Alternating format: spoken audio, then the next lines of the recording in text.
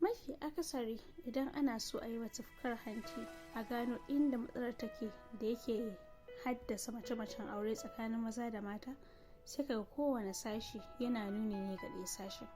Bi ma'ana maza suna nuna cewa mata ne ke da laifi, mata kuma suna nuni da maza ne ke da laifi. Wai shin ina matsalar take? Rahama da albarkar Ubangiji tabbata gare mu jama'a. Sunana Munirat Labaran. A yau ma dai ina nan akan maudu'in da na tattauna kwanaki na me ke kawo mace-macen aure a ƙasar nan. Kuma na tsokaci cewa insha Allah zan ringa kawo few points da ke ganin suna ɗaya daga cikin abubuwan da suke haddasa wannan matsala ta mace-macen aure. So a yau ina so na duba matsala ɗaya daga ɓarin mata, sannan matsala ɗaya daga ɓarin maza. Abin da na lura da shi shine idan za ka tara maza 1000, abu ɗaya da suka yi tarayya a kai shine maza suna son respect a gurin matansu. Bai ma'ana suna son mata su ba su respect, which is the top priority. Kuma abin da nake so mu gane shine mata ko a musulunci abin da Allah ya ce cewa idan da zai umarci wani ya ma wani sujada, da ya umarci mata ta yi wa mijinta sujada. So idan muka duba sujada abu ne da yake nuna girmamawa. Ba wai an ce mace yi wa mijinta sujada ba ne, amma da a ce Allah zai umarci wani, ba a ce ɗaya wa mahaifinsa ba ko ɗaya wa mahaifiyarsa, mata ta yi wa mijinta aka ce. Wannan yake nuna daraja da girma da ya kamata mace ta ba wa mijinta. Wanda in muka dawo we are going back to respect, girmamawa. Na ɗaya kenan. Mu kuma mata yanzu a gaskiya wannan girmamawan ne kike ganin ke gaskiya bai kai ki girmama shi ba. Abin da ake lakin kenan. In za ka duba matsalolin aure a kashi 100, kusan kashi 90 in ka zauna da mazajen, problem ɗinsu shine wannan lack of respect ɗin. Matan ba su girmama su ko miskala zarata, suna ganin ba su isa su saka su ba su isa su hana su ba. Ba wai na ce muku babu wayansu matsalolin ba ne, akwai, amma wannan kusa shine top priority. Babban abin da ke ciwo maza tuwa ƙwarya kenan, mata ba sa girmama su.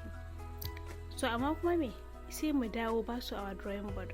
Ku maza menene kuke yi da yake sa matan ku ba sa girmama ku? Wanda a da in muka duba arewacin Najeriya za mu ga wannan matsalar ba ta cika yawa ba. Mafi magana fata lillahi wa rasulihi, babban abin da ke ɗawainiya da maza shine maza a halin yanzu majority ɗin kun ɗora ma kanku kwaɗayi. Ba ku son ku sauke haƙƙin da Allah ya ɗora muku. Kana son mata ta baka respect, amma kuma ba ka son ka sauke haƙƙin da Allah ya ɗora maka a kanta. Menene haƙƙin da Allah ya ɗora maka a kanta? Shine ka ci da ita, ka sha da ita, ka tafasantar ita daidai gwargwado, ka bata muhalli daidai gwargwado. Duk abin da yake a haƙƙo a kanka ka sauke a kanta. So ba ku yin wannan. A halin yanzu namiji so yake samun mata wata tana da sana'a ko tana aiki, inda hali tana da muhallin da za ta zauna, za ta iya ci da kanta, ta sha da kanta, ta tafasantar da kanta. Kusan a takaice kusan kawai buƙatar ta mu'amalar aure ne kawai abin da zaga mata. Wani ma ita kanta buƙatar bai iya bata cikakken gamsuwa, kuma kana son ta baka wannan girman da respect. To abin da yake ɗawainiya da maza kenan. A halin yanzu maza kun yi folding hand ɗinku kawai kuna jira ku samu ready made mace.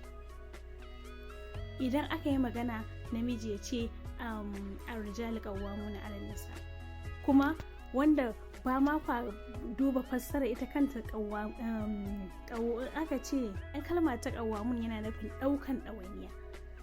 Ya zama mai kai ne leader, kai ne jagaba, kai ne mai kawowa, kai ne provider. Ba ka duba wannan, kawai ar-rijalu qawwamun ga ɗauka ake yi ai namiji shine gaba da mace. Namiji kai ne gaba da mace ta hanyar bata abinci, ta hanyar bata tufafi, ta hanyar ɗaukan ɗawainiyarta. Wannan kalmar ƙawamun ɗin ɗaukan ɗawainiya ne. So baka ɗauki ɗawainiya ba, ba za ka expecting ita kuma ka samu total control ba. Idan ba ka samu mace da take da matuƙar tarbiyya ba kuma iya tarbiyya ba, tana da ilimin addini, ba kuma tana da ilimin addini ba, tana aiki da ilimin addini, shine wacce za ta ga ko kayi lakin wannan abubuwan, za ta duba darajar da Allah ya ce ta sauke na wanta a kanka. ta sauke nauyinka a kanta, shine za ta maka biyayya, wanda kuma majority mata sun yi lakin wannan. Za ka tara mata 100 ba za ka samu cikakkiyar guda 10 ko 20 waɗanda suke da cikakken ilimin addini kuma suke aiki da shi ba. Akwai mata da dama su ilimin addini, wata tana sauke maka tana maka kira'a sai ka ɗauka kana gaban ka'aba ne, amma me aiki da shi shine matsalar. Akwai wata ba ta ma da bata ma yi saukar Qur'ani ba, amma me da few knowledge da take da shi, wanda iyayen mu da abin da suka ringa yake da ilimin da suke da shi kalilan suna amfani da shi. Iyayen mu da an ka duba majority ka zara da su ba su da zurfin ilimin addini, amma kaɗan da suke da shi suna amfani da shi. Kuma in muka dawo ga kansu ma iyayen mu maza suna iya bakin kokarin su daidai gwargwado su sun sauke na wanda Allah ya musu, ba wai dan suna da shi baje-baje, amma daidai gwargwado suna iya bakin kokarin su ga sun sauke na wunsu. Sannan kuma suna gudun abin hannun mace. Duk wani ma za ka ga namijin magidancin matar tashi ta ma fi shi, amma duk abin da ya san necessity din shi ne zai sauke. Za ta ce ma za ta wani abu zai ce a'a bashi, saboda me yana gudun mutuncinsa. Mu mata a karkace miki, haka Allah ya halicce mu. So no matter how perfect matarka take, akwai wannan dattin kwakwalwar da wani sa'in muke da shi. Za ka ga wani sa'in mace in taimaka wani hari gidan taimaka wani buhaha din sai ka rasa ma wance ce kuwa ina ilimin naki. So haka mata suke. So maza dan Allah a yi kokari a sauke haƙƙi, a guji kwaɗayi, a guji abin hannun mace, a zauna lafiya. Mu kuma mata a dinga yin haƙuri da abin da namiji ya kawo. Rayuwar yanzu ta yi wahala, ba kamar yana lokacin iyayenmu ba. Magana ta Allah, iyayen mu na da sun samu abubuwa da sauki, yanzu abubuwan da ya getting so hard, da ya kamata mu ma mata mu dinga yin lissafi. Allah ya samu dace, kuma insha Allah za mu ci gaba da kawo few points game da irin wannan issues din. Nagode. Mafi akasari